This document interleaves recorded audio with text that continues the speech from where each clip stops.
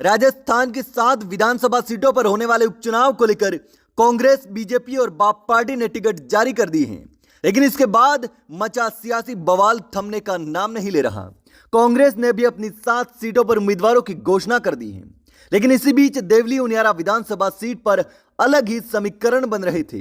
लेकिन नरेश मीणा ने आखिर एक बड़ा फैसला कर दिया है। लेकिन ऐसा क्या हुआ कि नरेश मीणा हार गए? नरेश मीणा रोने लगे, नरेश मीणा टूट गए, नरेश मीणा की आंखों से आंसू बहने लगे और भावुक होकर नरेश मीणा ने एक बड़ी घोषणा कर दी है। जी हां दोस्तों, नरेश मीणा लगातार एक नई क्रांति लाने की बात कह रहे थे और देवली उनियारा सीट पर खास करके परिवारवाद के खिलाफ लड़ रहे थे। पिछले कुछ समय से परिवारवाद के खिलाफ मोर्चा खोले हुए थे। उधर ये कयास भी लगाए जा रहे थे कि नरेश मीणा राजकुमार रोथ के साथ जा सकते हैं या हनुमान बेनीवाल की आरएलपी से चुनाव लड़ सकते हैं या फिर निर्दलीय मैदान में उतर सकते हैं। लेकिन अब मीणा ने ऐसी घोषणा कर दी है जिसने सबको चौंका दिया है। उनके चाहने वाले भी समझ नहीं पा रहे कि आखिर नरेश मीणा ने ऐसा क्यों कर दिया। नरेश मीणा अचानक से रोने लगे, भावुक हो गए और प्रहलाद गुंजल का नाम लेते हुए ऐसी बात कह दी जिससे सब चौंक गए हैं। दरअसल दौसा से डीसी मीणा की टिकट की घोषणा होने के साथ ही नरेश मीणा ने भी बड़ी घोषणा कर दी है।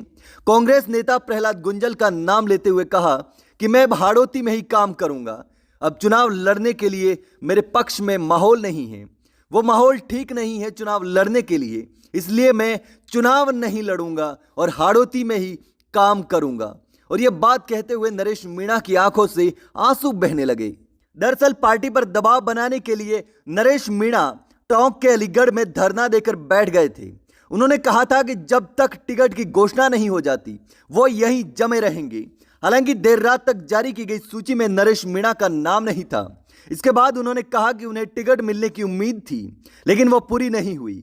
यहाँ के लोगों का कहना है कि मैं अभी चुनाव न लड़ूं। अगर मैं यहां से चुनाव लड़ा तो मेरी और प्रहलाद गुंजल की जोड़ी टूट जाएगी। मैं उनके साथ मिलकर हाड़ौती के इलाके में काम करूंगा। देवली उनियारा सीट पर एक बार फिर गुर्जर और मीणा आमने सामने हैं। पिछले चुनाव में भी ऐसी ही स्थितियां थी।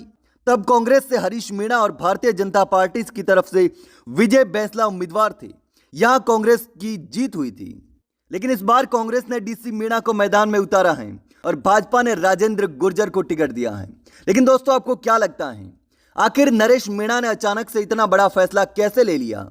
क्यों नरेश मीणा टूट गए? तो क्या लगता है दोस्तों, क्या हुआ होगा?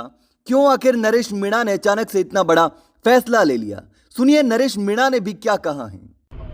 सबका ये कहना है कि अभी चुनाव नहीं लड़ना चाहिए। मेरे हिसाब से यहाँ जो बैठे हैं सारे देवली उनियारा के जो लोग हैं, और ये बात सही भी है, चुनाव लड़ लेंगे। लेकिन मेरे हिसाब से जो हालात हमारे हाड़ौती में है, मैंने प्रहलाद गुंजल साहब का काम देखा है, अभी वो भी टूटे हुए हैं बेचारे, और हमारी जोड़ी बिखर जाएगी। और मैं नहीं चाहता हम दोनों की जोड़ी बिखरे। मैं अभी सीधा कोटा जाऊंगा भाई साहब के पास और उनके मार्गदर्शन में हाड़ौती में काम करूंगा। धन्यवाद। मैं चुनाव नहीं लड़ूंगा।